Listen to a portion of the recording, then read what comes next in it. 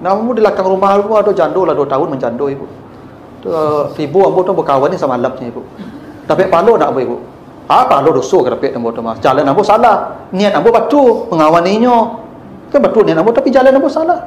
Tak bisa niat batu ke jalan nak batu lah ibu. Ibu niat ibu pergi ibadah ke Makkah tapi jalan ibu salah.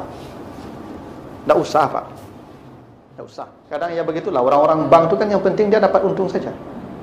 Ya, aturan-aturan kadang-kadang dilabrak seenaknya tu pak. Ya, tak usah. Mau, ya apalagi hutang pasti ada pembayaran lebih nanti tu. Tak mungkin hutang kau tak bertambah loh pak. Iyalah, itu pun lah riba lah tak. Bapak ibu pergi haji, pergi ibadah tapi dimulai dengan maksiat. Yakin sajalah hidup kita ni sudah ada yang mengatur. Kita hanya menerima yang ditetapkan Allah, tak lebih dari itu. Jangan memaksakan diri. Ya, jangan memaksakan diri.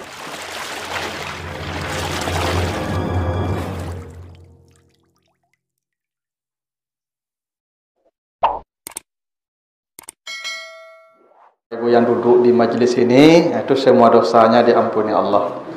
Ya, insyaAllah ya, kecuali yang terkait dengan manusia.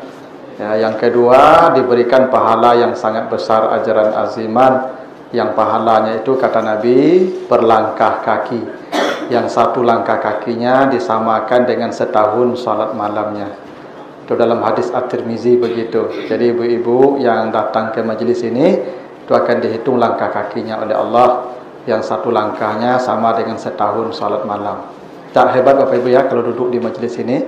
Kalau ceramah sekarang kan gampang, Bapak Ibu lihat di YouTube aja. Ya, pakai smartphone semua tu. Nah, tapi yang tak ada di situ tadi tu ampunan, dihitung langkah kaki kita. Itu adanya kalau kita mendatangi majlis-majlis seperti ini.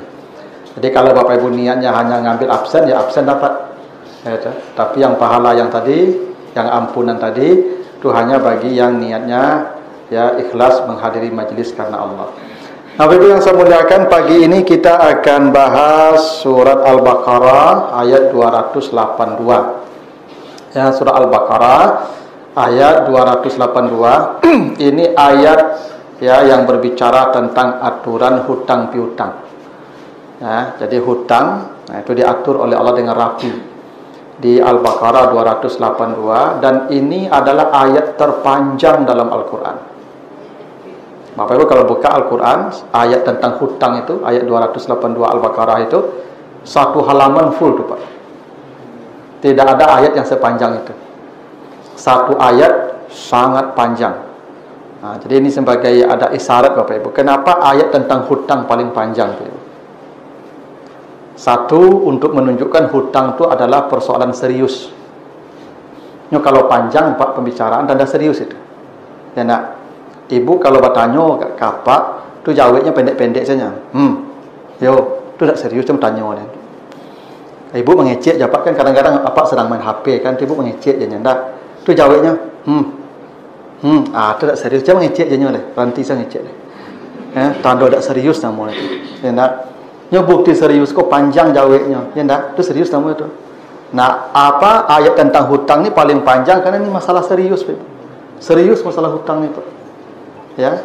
Sehingga saking seriusnya kata Nabi, tidak akan masuk surga yang punya hutang walaupun mati syahid. Saking serius apa? Kalau ada orang berhutang mati, dia tidak akan masuk surga walaupun mati syahid. Kalau mati syahid kan masuk surga langsung tuh. Tapi tidak akan masuk surga kalau dia mati berhutang. Nah, itu kenapa harta warisan haram dibagi Pak Ibu ya. Haram warisan dibagi kalau hutangnya belum dilunasi itu. Ya, semua ahli waris berdosa kalau membagi harta tanpa melunasi hutang dari harta itu. Ya, begitu seriusnya masalah hutang ni Pak Ibu. Ya. Nah, karena itu paling panjang bicaranya dalam Al-Qur'an. Yang kedua, kenapa ayat tentang hutang paling panjang? Untuk memberi isyarat masalah paling panjang di akhirat nanti hutang. Tidak ada masalah yang paling panjang yang akan kita hadapi nanti kecuali persoalan hutang. Kita akan mencari orang itu semua Pak. Semua akan kita cari itu Pak. Dan mencari orang di akhirat itu tidak mudah Pak. Kalau di dunia alamatnya jelas, ya toh, bisa dilacak, ada HP-nya Pak. Di akhirat, di padang mahsyar, semua manusia berkumpul di sana tanpa terkecuali. Ya nak? Dan padangnya tak tanggung luasnya. Panasnya tak bisa dibayangkan. Semua orang telanjang, tak ada yang pakai baju. Tak ada HP apalagi WA group. Kalau dicari orang cik-cik apa ibu. Panjang urusan hutang ni Pak. Ya toh? Itu makanya Nabi berlindung dari hutang. Ya. Apa doa yang diajarkan Nabi kepada sahabat? Allahumma inni a'udzubika min ghalabatid daini wa qahrir rijal. Ya Allah, lindungi saya dari hutang dan kejaran orang. Itu doa itu diajarkan Nabi. Ya, bukan tak boleh berhutang, boleh, tapi tak baik saja. Karena ini masalah paling panjang yang kita hadapi di akhirat. Makanya hutang piutang tu kalau dengan Allah sebenarnya gampang, istighfar selesai Pak. Dengan manusia tak bisa. Harus diselesaikan menjelang mati itu Pak. Nah, itu bahayanya hutang ni. Itu kenapa tentang hutang ayatnya paling panjang, karena masalah terpanjang di akhirat nanti adalah hutang dengan manusia. Bukan hanya hutang yang kita minjam uang orang lain, tak. Hutang segala hak-hak orang yang tidak kita kembalikan tu hutang tu Pak. Ada hak-hak orang tak kita kembalikan, kita berhutang tu. Atau hak orang yang kita ambil yang tak dengan jalan yang hak tu hutang juga tu Pak. Ya, itu akan dibayar nanti di akhirat ke semua orang. Ibu-ibu yang beralik mengambil jalan tu, pasang tenda di jalan tu berhutang tu. Nanti bayar tu. Iyalah Pak. Pak kan mengambil punya orang tu. Hendak. Jalan tu kan punya Pak. Jalan tu punya orang banyak. Tu makanya ibu ambil. Ya. Seminggu tenda ibu tagak tu lah macet, orang ambil orang lalu. Apa hutang tu? Mengambil hak orang namu tu. Kembalikan tu. Kalau tak bisa kembalikan dia minta halal lah kayaknya. Minta lapen kayaknya. Tak. Makanya Pak Ibu beralik tu, kok beralik pakai jalan minta izin ke satu orang tu. Minta izin tamu orang cik-cik. Ya, tak bantang saya apa-apa papan ketek lah. Maaf ya jalan anda terganggu, tak bisa gitu loh Pak. Tamunya cik-cik minta halal kayaknya. Masalah hutang ni paling berat Pak Ibu. Makanya paling panjang ayatnya ni. Tapi hutang tu bukan haram, bukan dilarang. Enggak, hutang tu tak dilarang. Boleh. Nabi pun pernah berhutang. Nanti saya jelaskan hadisnya. Nah, kalau mau berhutang juga, lihat ketentuan Al-Quran. Ada aturan mainnya berhutang tu Pak Ibu. Mari kita lihat ya. Kita nak bacakan ayatnya utuh karena panjang, kita penggal-penggal saja dan kita jelaskan. A'udzubillahi minasyaitonirrajim. Ya ayyuhallazina amanu idza tadayantum bidainin ila ajalin musamma faktubu. Ini satu poin di situ ya. Kata Allah, hai orang-orang yang beriman, apabila kamu berhutang dengan satu hutang, maka sampai batas waktu yang sudah ditentukan, maka tuliskan hutang itu. Nah, ini satu ketentuan Pak ya. Apabila kamu berhutang ya dengan satu hutang, maka tentukan waktu pembayarannya dan tulis. Itu ketentuan yang pertama. Menariknya Bapak Ibu, ayat tentang hutang ini dimulai dengan kata amanu. Ya ayyuhallazina amanu. Yang dipanggil tu ya ayyuhallazina amanu Pak. Karena panggilan Al-Quran tu ada macam-macam. Ada ya bani Adam. Ya kita juga, anak cucu Adam.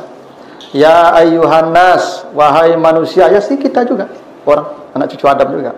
Ya ayyuhallazina amanu, ya kita juga, sama. Tapi kenapa soal hutang itu yang dipanggil itu amanu? Ya ayyuhallazina amanu. Kenapa hutang itu dipanggil iman? Amanu. Memang hutang ini Bapak Ibu soal kejujuran. Karena soal hutang itu soal kejujuran Pak. Soal amanah. Banyak orang Bapak Ibu meminjamku gampang. Di mana lunak giginya, enggak. Waktu lah mengembalikan, nyosarengi panjang sawak leh. Kan banyak begitu tu Pak. Misalnya Pak pinjam mampu piti ya, kopai tas sasak mana. Ayalah, bila bayi jaga sebulan lah, gitu. Ternyata setelah 1 bulan, ya setelah 1 bulan hutang ditagih, aja barang gawak tu, gitu. Ang mulai tak percaya kalian maknya, hendak sabar lalu. Itu ndak amanah namanya tu Pak. Ya, jadi hutang itu soal amanah, kejujuran. Bapak Ibu kalau berhutang jujur. Maksud jujur itu apa? Kapan janji bayar. Kalau tidak terbayar, nanti ada ketentuan, minta tangguh waktu. Yang jelas kita sudah melapor Pak, mohon maaf ya, saya ingat janji kita. Ya saya melunasi hutang tanggal sekian. Kebetulan saya sudah usaha mencari, tidak bisa lunas, uang belum ada. Ya, bisa saya ditambah waktunya? Begitu Pak. Kadang-kadang ada orang berhutang antuk saja Pak. Itu antuk saja Pak. Cuma tak tahu saja Sobok jawab curang tak tahu saja Pak. Padahal udah janji. Banyak hutang ni membuat iman orang bermasalah Pak. Makanya orang kalau berhutang Pak, rata-rata pendutuh. Iya Pak, orang berhutang ke pendutuh. hilang kejujurannya Pak. Tak percaya Pak, cubalah. Asal banyak hutang Pak, kita akan berbohong tu. Kadang orang berhutang tu Pak, telefon di orang tu kan, "Ma Pak, di Ambo sedang di Pekanbaru." Padahal di Seko Pak. Bila pai? Lah 2 hari macam mana ada risikonya Pak. Nyobohong dah. Orang berhutang tu pembohong Pak. Percayalah Pak Ibu kamu. Tu kenapa amanu? Karena orang kalau berhutang imannya akan berkurang. Kejujurannya rusak. Integritasnya habis. Itu kenapa berhutang tu tidak dipuji walaupun tidak dilarang Pak Ibu. Dan itu kenapa yang dipanggil tu amanu. Itu. Begitulah sifat hutang. Jadi Bapak kalau berhutang ke seseorang, kalau belum terbayar, yang jelas akui kita berhutang dan kita berjanji. Karena ada ketentuannya, kalau tidak terbayar kan hutang kita belum mampu kita bayar. Allah perintahkan orang memberi hutang, fa naziratun ila maisarah. Begitu kata Allah di surah Al-Baqarah itu, ya, 285 itu. Kalau dia belum mampu bayar hutang, beri tambahan waktu sampai dia lapang. Kalau juga nak terbayarkan hutangnya, tak mampu dia bayar, antasaddaqah, engkau jadikan sedekah. Itu lebih baik. Kalau ada orang Pak lah sekian lama berhutang tak terbayar dia, Allah dah bantu tak kata bayar atau mungkin tak mau bayar lah. Maka kata Allah, antasaddaqah, jadikanlah sedekah. Itu yang lebih baik. Walaupun Bapak kalau tak menjadikan dia sedekah, dia akan bayar di akhirat nanti. Dengan amal dia atau dosa kita diambil. Tapi kalau kita jadikan sedekah lebih baik. Dan inilah kenapa Bapak Ibu para ulama sebagian membolehkan menjadikan hutang yang tak terbayar itu menjadi zakat. Karena sedekah itu artinya juga zakat. Ya, sedekah itu ada yang wajib, ada yang sunat. Yang wajib namanya zakat. Sedekah juga innamas sadaqat lil fuqara, begitu di At-Taubah 60. Jadi kalau ada orang berhutang ke ibu misalnya 10 juta. Tak terbayar dia leh, atau mungkin tak mau yang bayar leh. Maka ibu kan punya kewajiban zakat. Bapak ibu potong saja tu, jadikan tu zakat. Itu boleh. Ya, dibolehkan oleh para ulama begitu. Ya, karena dijadikan sedekah. Tapi bapak ibu yang berhutang hati-hati. Kalau tidak bayar di dunia, bayar di akhirat. Pasti tidak akan selesai urusannya di dunia. Ya, walaupun orang Kuala Lumpur, tetap dibayar di akhirat. Pembayarannya dengan amal kita atau dengan dosa dia kita ambil. Makanya ibu-ibu kalau ada orang berhutang dan bayar, tidak rugi ibu tu. Besok untung tu di akhirat. Nyuantan amalnya kawa atau dosanya penyapui. Bahkan bapak ibu yang kesal ke orang yang berhutang dan dibayar, kini kau dapat ibu besok di akhirat menyesal tu. Dia bangga kau sakitnya berhutang kamu belum, aku nak kadang. Pak kok 1 juta lah, Pak kok dah 10 juta dulu tu. Kini ibu kesal kan nak dibayar 1 juta tu. Besok ibu menyesal tu, Pak kok 1 juta nak dibayarnya, Pak kok nak 10 juta yang pinjam dulu. Karena dia akan kembalikan Pak. Pasti dikembalikan. Bahkan yang harta kita yang itu, yang nak dikembalikan itu yang harta kita. Kalau dibayarkannya hutangnya pada kita, nanti mati kita jadi orang yang tinggal tu. Kalau nak dibayarkannya milik kita sampai ke akhirat. Jadi Bapak Ibu kalau hutangnya tidak dibayar orang, tidak usah kesal. Itu milik kita. Yang itu yang sejatinya punya kita. Karena harta ibu yang dari rekening itu milik orang lain, itu udah milik Bapak Ibu itu. Ya, mati jadi warisan tu. Bagi-bagi orang tinggal tu. Ibu dapat pertanyaan saja di akhirat nanti itu. Yang nak dibayar orang itulah yang milik kita. Itu makanya Bapak meminjamkan itu pahalanya 10 kali bersedekah. Itu kata Nabi. Kalau bersedekah Bapak Ibu kan hilang duitnya ya. Tak balik kan, kalau meminjamkan kan balik duitnya. Tapi pahala meminjamkan 10 kali pahala bersedekah. Begitu Pak. Karena kenapa begitu? Karena orang kalau meminjam pasti terdesak. Kalau sedekah kita ke dia belum tentu dia butuh Pak. Maka pahalanya 700 kali lipat saja. Kalau meminjamkan 700 kali 10. Itu besarnya pahala meminjamkan tu Pak.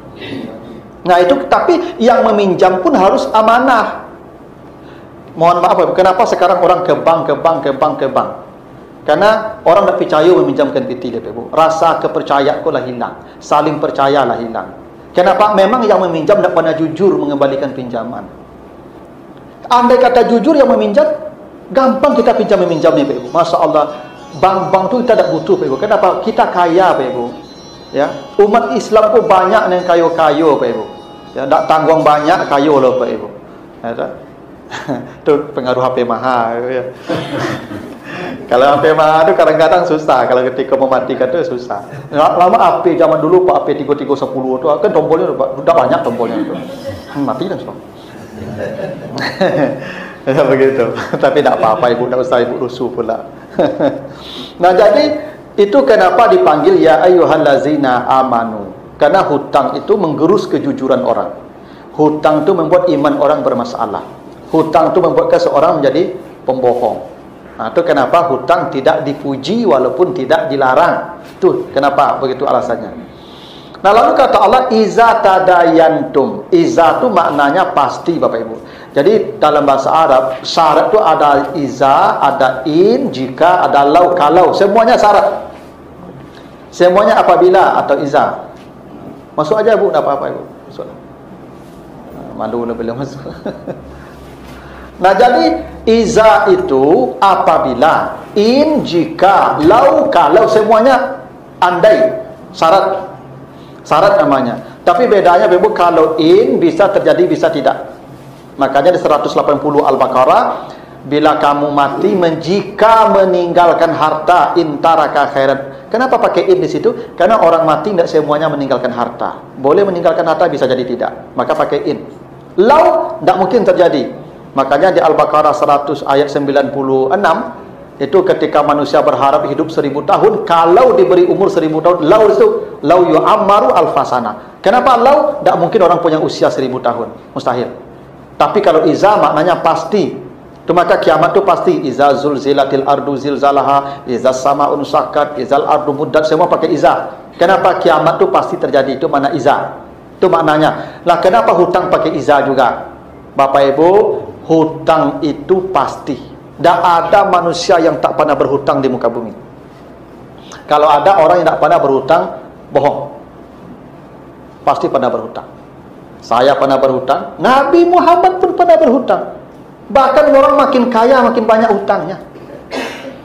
Orang kaya itu, Ibu, kalau diselisihkan aset je hutang, mungkin banyak hutangnya tuh. Ya, Pak. Tidak ada manusia yang tak berhutang, Pak. Hutang itu pasti terjadi. Soal kecil atau banyaknya nanti soal lain, tapi hutang pasti terjadi. Nabi Muhammad pernah berhutang. Ya, suatu ketika tak ada lagi yang akan dimakan Nabi sama keluarganya, berhutang Nabi ke orang Yahudi dengan menggadaikan baju besinya. Berarti Nabi pernah berhutang. Ya. Jadi hutang tu tidak bisa kita hindari. Cuman kata Allah tadayantum. Tadayantum tu maknanya takalluf. Maka ditambah 2 huruf dari kata dayana menjadi tadayana, maknanya keterpaksaan. Jadi hutang tu baru boleh kalau itu sebuah keterpaksaan, bukan kesenangan. Tidak ada jalan lain, Pak. Kita butuh, ikulah kebutuhan. Yobanalah butuh. Tidak ada tampil meminjam lah. Satu-satunya solusi peminjam. Sudah, pinjamlah. Kalau sudah terdesak. Tapi kalau untuk hal-hal yang sifatnya luks, usahakan jangan, Pak. Kenapa? Kalau Bapak Ibu mati dalam status berhutang, tidak akan masuk surga. Tidak, bahaya hutang tu. Nah, jadi Bapak Ibu, ya, jangan jadikan hutang tu hobi. Kok ada orang Pak lah pensiun, berhutang 7 balik tahun lah. Ya, Pak. Lah pensiun, Pak. Ya, katanya sekarang baru, Pak. 7 balik tahun dulu hutang, Pak. Padahal lah pensiun kok lah 65 umur, Pak. Tak sampai 7 balik tahun itu, Pak. Kok kayo itu. Ya. Nya berharap kok mati betul lunas.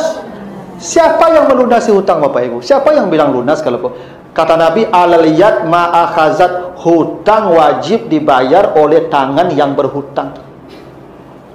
Ambo berhutang ya, Pak. Pak, ambo berhutang 10 juta. Sudah ambo pinjam pitia Pak, buagen ke istri ambo kok pitia 10 juta. Sudah buagen mati yang Bapak Ibu, istri ambo tidak wajib bayar hutang ambo, Bapak Ibu. Walaupun nyombe piti jadi.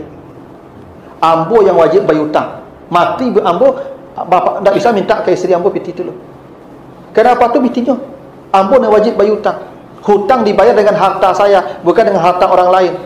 Bapak Ibu kalau mati tidak punya harta, anaknya tidak wajib bayarkan hutang. Tidak.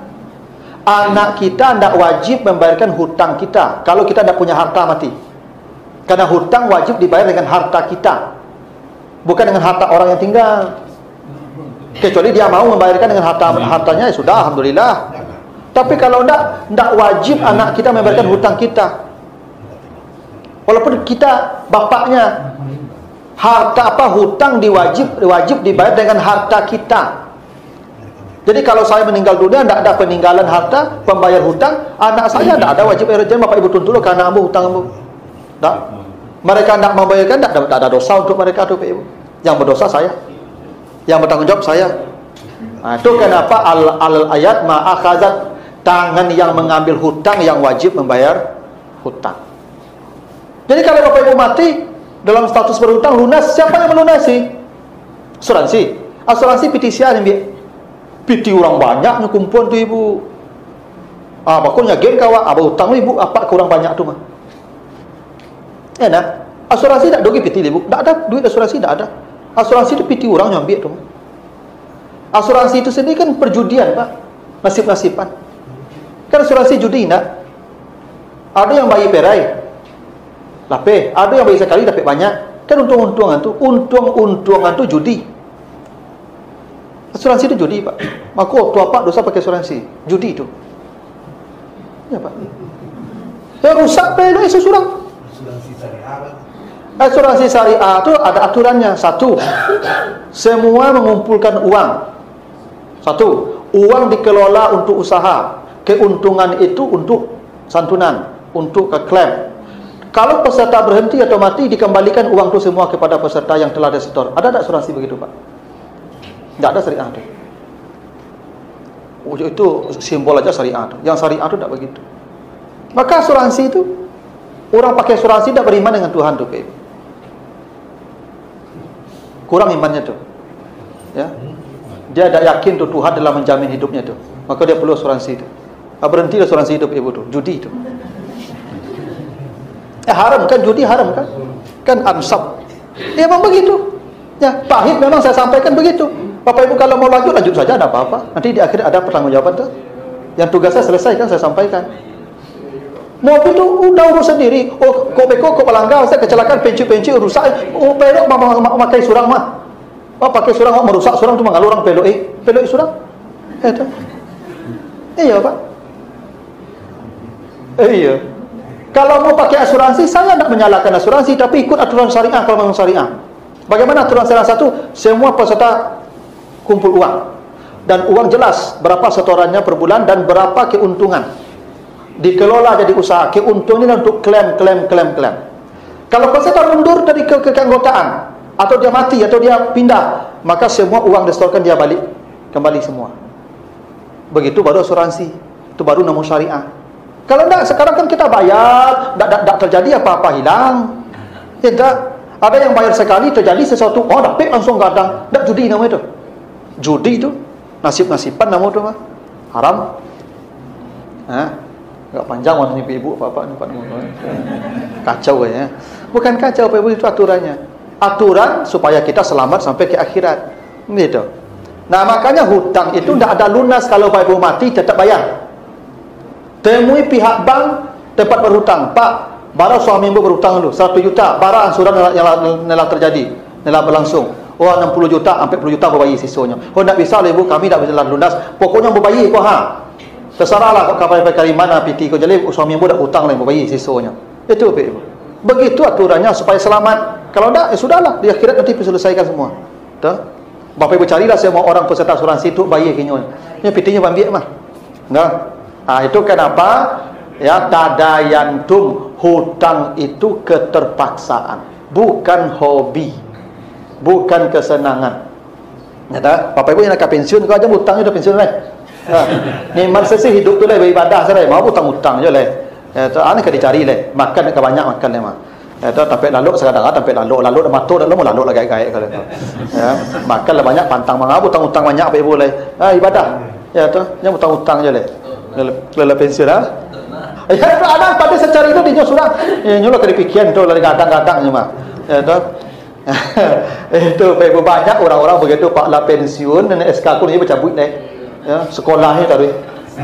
Sejak mulai CPNS sampai lah mati dan SK aku kalau keluar Pak. Ya tu. Jadi itulah hobi berhutang nama tu Pak. Tak keterpaksaan itu. Nah, lalu katakanlah bidainin, dain itu berubah dari tadayana menjadi dain, dari 5 huruf menjadi 3 huruf. Dain, tadayana 5 huruf menjadi dain 3 huruf. Apa maknanya? Kalau terpaksa Bapak Ibu berhutang, ambil jumlah minimal, kurangi. Jangan Bapak Ibu ambil hutang maksimal, ambil hutang minimal. Itu aturan berhutang. Kalau Bapak Ibu ada tawaran 10 juta, 5 juta, 3 juta, ambil yang 3 juta. Jangan yang 10 juta walaupun ada tawaran besar. Hutang itu ambil yang seminimal mungkin. Yang penting kebutuhan kita sudah selepas. Itu cara berhutang. Allah, itu kenapa Allah tidak mengatakan iza tadayantum tadayunan, tapi iza tadayantum bidainin, diubah dari 5 ke 3 hurufnya. Tuh filosofinya begitulah. Hutang tu ambil yang minimal, Pak. Awak kan tak ambil yang paling gadang dah. Ambil yang paling kecil, tu cara berhutang. Nah, makanya itu pakai B itu Pak, Masya Allah.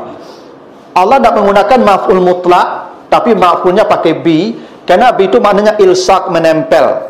Bismillah tu kita menyatu dengan nama Allah. Wabil walidain ihsanan pakai bi, kita dengan orang tua tak boleh berjauhan. Bil walidain. Bidain, kita dengan hutang tu tidak akan terlepas sampai ke akhirat. Kita akan menyatu terus dengan hutang kita, tidak akan terlepas.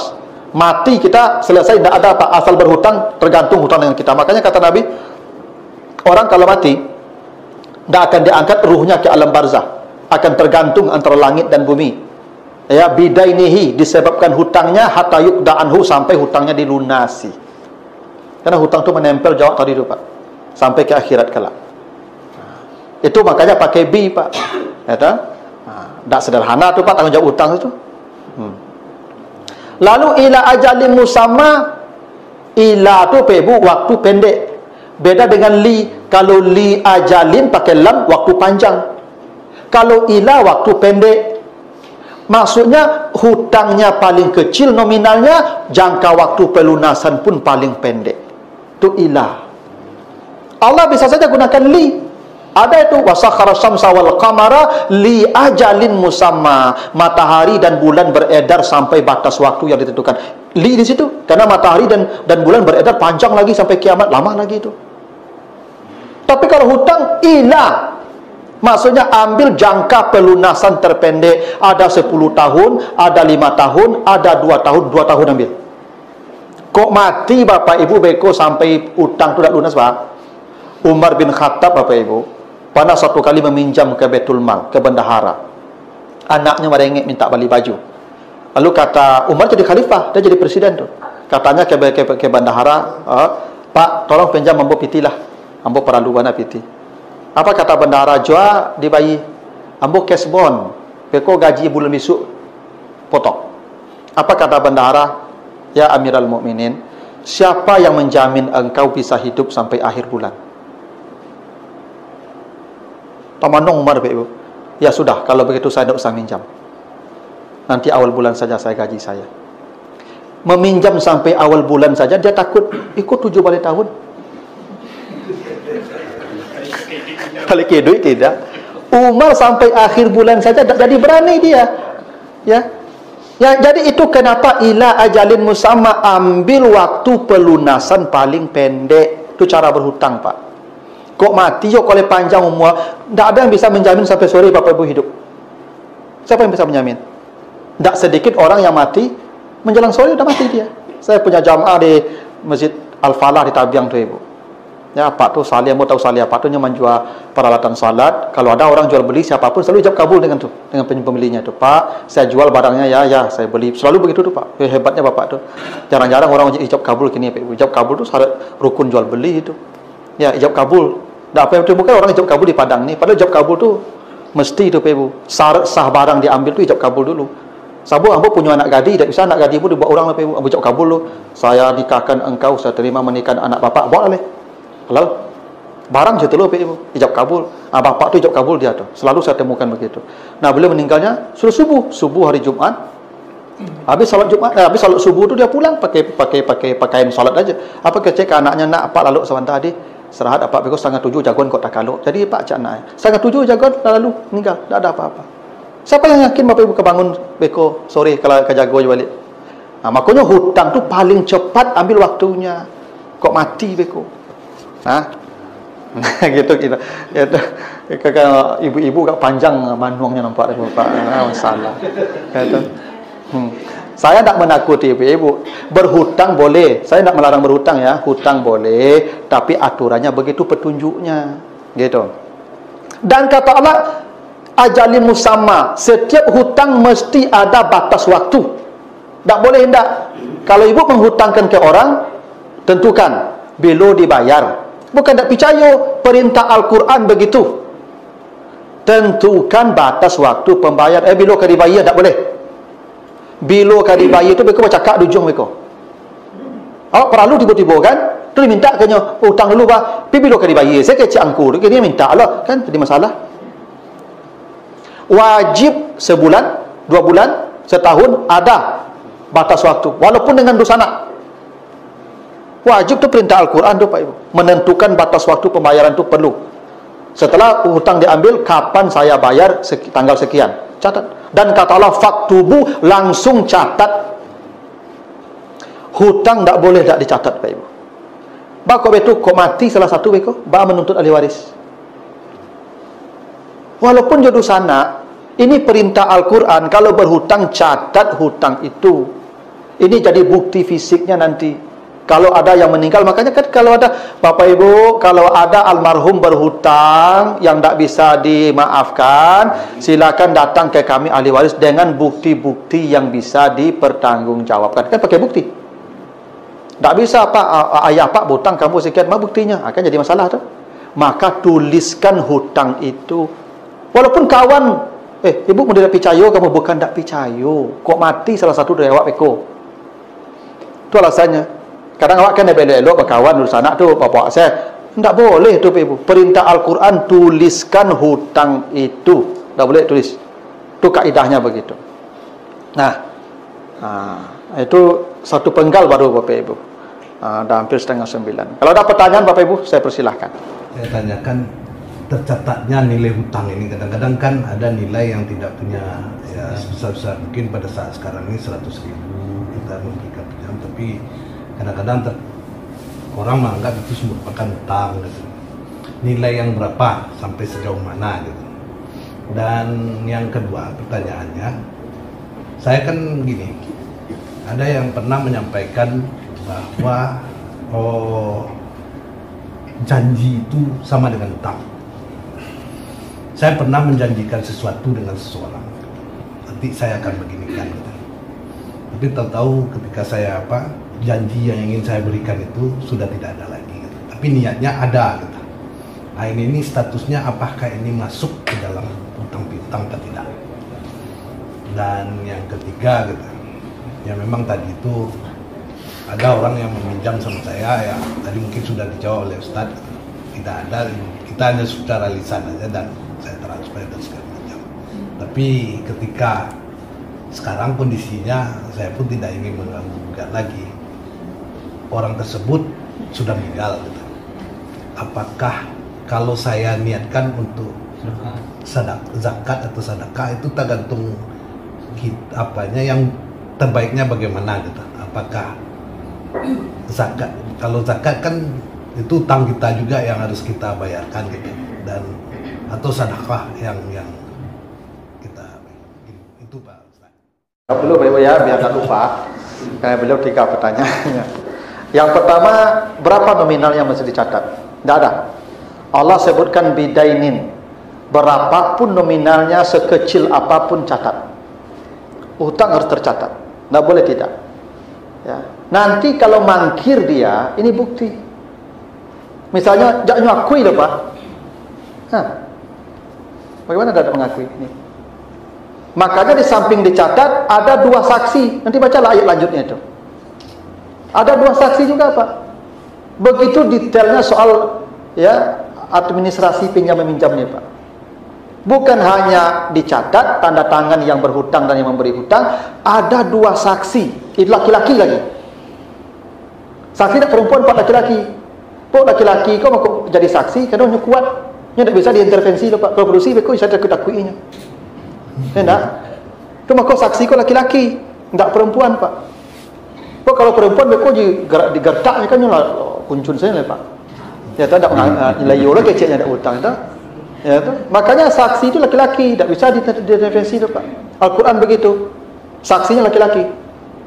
Kalau tidak ada saksi laki-laki 2 orang, boleh 1 laki-laki tapi tambah 2 perempuan. Jadi nilai kami kok sama je 2 ibu-ibu ke. Cik apa-apa sama je 2 ibu-ibu nilainya tu, Mak. Begitu aturannya. Kenapa? Dan tak boleh semua saksi perempuan. Diganti sampai orang Ustaz tak bisa. Harus ada satu laki-laki. Yang satu laki-laki ganti 2 perempuan. Itu aturannya, Pak. Begitu detailnya, Pak, masalah hutangnya. Nah, cuman kalau bapak ibu tak mencatat pun tak apa-apa. Ini bukan kewajiban. Ini aturan saja.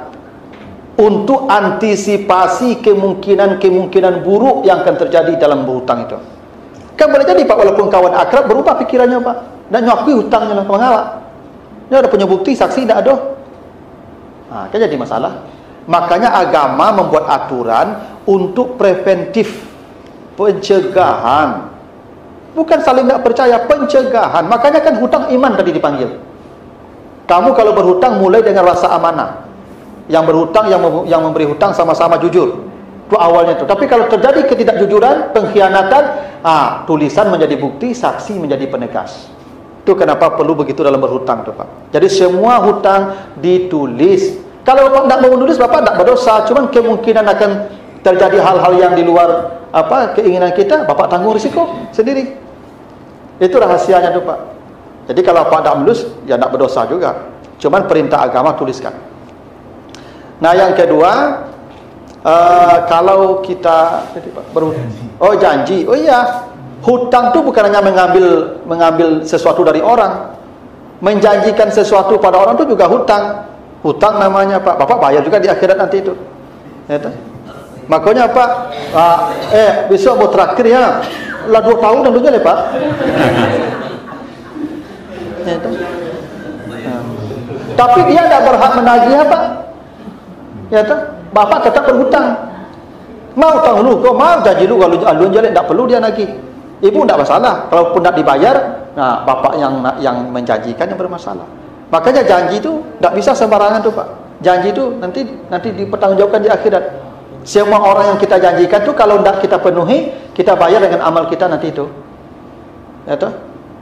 Ibu-ibu akan dapat kartu sembako. Anda dapat sampai kini lah. Baik ke ibu-ibu, para banyak ibu-ibu besok tu. Percayalah kamu, Pak. Makanya jadi pejabat dia janji-janji ya. Kalau nak katalog jangan penuhi janji, Pak.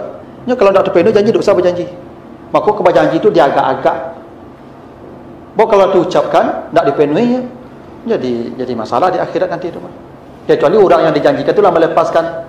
Yalah, Pak, dah bahagilah kami ikhlaskan, tak usahlah ditunaikan alaman ni, Pak. Tapi kalau tak, Pak, berhutang tapi kini untuk sampai mati itu, sampai ke akhirat nanti itu. Maka jadi pejabat kampanye jangan banyak janji. Masalah di akhirat nanti itu. 270 juta orang kemana kawak bayi janji kini tu, Mak. Ya tu. Tak mudah berjanji tu, Pak. Maka jangan janji-janji je. Makanya saya mencintaimu, saya akan sehidup semati. Jangan situ janji, Pak. Matinya mati dah, Pak. Sehidup semati. Nyolah mati tinggal daripada awak berganti orang rumah baru. Hidup semati nama tu. Dulu janji hidup semati. Ya dah, Pak. Kalau tu janji itu hutang aja tu, Pak. Hidup semati tak usah janji tu yang kapatui, yang ka mampu, yang ka mungkin. Itu janji tu, Pak. Jangan janji tak ka mungkin tu. Makanya dalam ilmu hadis, orang yang menjanjikan ke hewan pun bohong dia tak dia penuhinya, orang tu ditolak hadisnya langsung tu walaupun dia ahli ibadah. Tibu ayam tu nyopai dah, tak nyagi makan apa. Prank nama tu. Orang yang begitu ditolak hadis itu, Pak. Tak terima hadis itu, Pak. Dia ingkar janji. Karena ayam mendengar kur tu dah bayang tak ayam tu makan. Ayam lari kumpul kayaknya nyopai dah. Itu yang begitu ditolak hadis tu, Pak. Itu namanya ingkar janji tu. Tak menu janji itu. Makanya orang begitu kalau bicara pasti bohong dia tu. Begitu dalam ilmu hadis, Pak. Makanya hadis tu, Pak, tak serampangan, Pak, mengatakan tu hadis tu, Pak, sampai ada validasi yang begitu ketat hadis tu, Pak. Sampai kita memutuskan ni hadis ditulis benar dari Nabi ni. Dilihat siapa yang menerima hadis tu, Pak. Per generasi tu dihitung berapa perangainya. Berbohong ke hewan saya tak boleh, Pak. Apalagi berbohong ke orang rumah. Kau dapat PT 10 juta, 5 juta bagiannya 5 juta berkarek. Bertanya ibu, segikonya, Pak. Ya, segikonya tu. Apa salahnya, Pak, jujur belai 10 tadi ibu, tapi 5 tu ibu ya, dan 5 tu ambo. Kan tak ada bahasa salah tu, Pak. Kau sekonya, Pak, ya sekonya. Jangan 5 ni. Gitu Pak. Tak boleh tu. Janji tu ya hutang lah. Nanti bayar lah tu. Makanya Pak ibu janji yang tak terpenuhi, janji tolong minta halal sikitnya oleh. Apa sarankan tu Pak? Pejabat-pejabat negara ini yang terlalu berjanji ketika kampanye, ada yang tak terpenuhi, kau masuk jabatan habis kau tolong bicara ke publik, Bapak Ibu, tolong janji-janji saya yang tak saya penuhi, yang tak mampu saya penuhi, tolong beri maaf dan halal ya.